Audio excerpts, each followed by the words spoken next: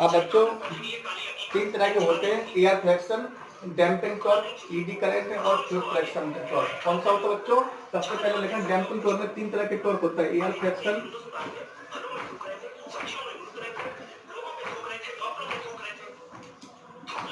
Air fraction damping torque, दूसरा होता है ईडी करंट, तीसरा बच्चों होता है आपका, तीसरा होता है फ्लूइड फ्रैक्शन टॉर्क। कौन सा था? Fluid fraction torque, fluid fraction torque है।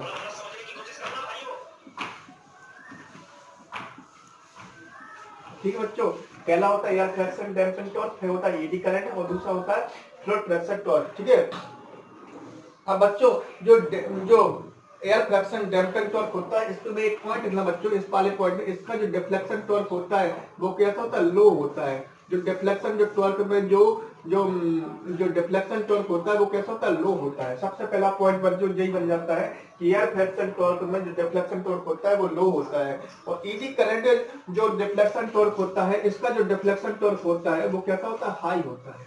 ध्यान रखना बच्चों, ईडी करंट में जो डिफ्लेक्शन टॉर्क होता है वो हाई होता है, और फ्लूइड प्रोडक्शन में जो होता है इसकी वोल्टेज भी हाई होती है और इसकी पावर भी हाई होती है। कौन सी होती है? पावर भी हाई होती है। ठीक है बच्चों, यानी कि फ्लूइड फ्रैक्शन टॉर्क में वोल्टेज भी हाई होती है और पावर भी हाई होती है।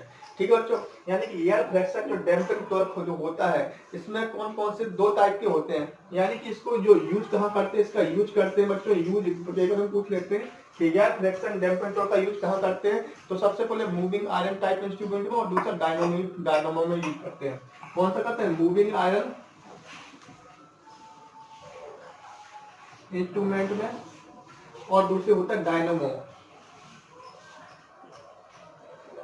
ठीक है, एयर फ्रैक्शन डैम्पिंग टॉर्क का यूज मूविंग आयरन इंस्ट्रूमेंट और डायनामोमीटर में यूज करते हैं। ठीक है बच्चों, अगला जो होता है आपका, अगला जो होता है ईडी करंट। ईडी करंट का यूज कहाँ करते हैं? ईडी करंट का यूज जो ईडी करंट का होता है बच्चों, इलेक्ट्रोमैग्नेट डैम्पिंग में और टीएमसी गैल्वेनोमीटर में। ईडी करंट का यूज इलेक्ट्रोमैग्नेटिक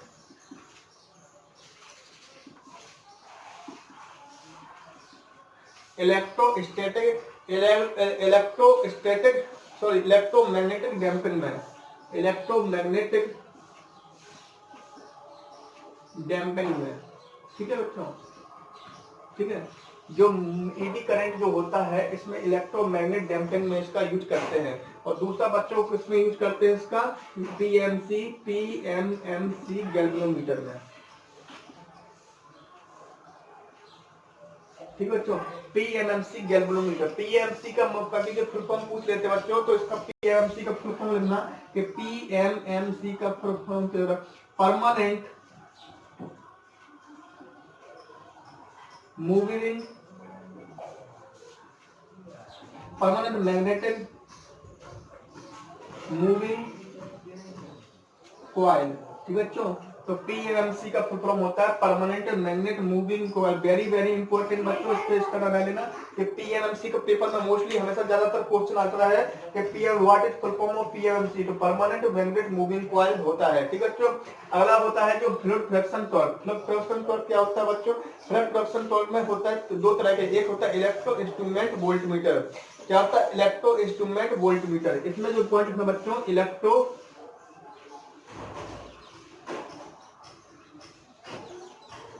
वोल्ट मीटर।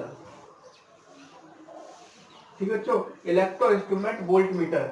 तो बच्चों इस तरह का एयर, अब पोस्ट लो, डैम्पिंग टॉर्क में तीन तरह के टॉर्क होते हैं। कौन कौन सा होता है? पहला आपका एयर फ्रैक्शन टॉर्क, दूसरा ईडी करंट, तीसरा फ्लूइड फ्रैक्शन टॉर्क। तो एयर फ्रैक्शन जो डैम्पिंग टॉर्क होता है उसमें जो इसकी डिफ्लेक्शन टॉर्क क्या होती है बच्चों? लो होती है। क्या होती है? लो होती है। इसका यूज कहाँ करते हैं? मूविंग आयरन इंस्ट्रूमेंट में और डायनामोमीटर में। पहला ये बात है।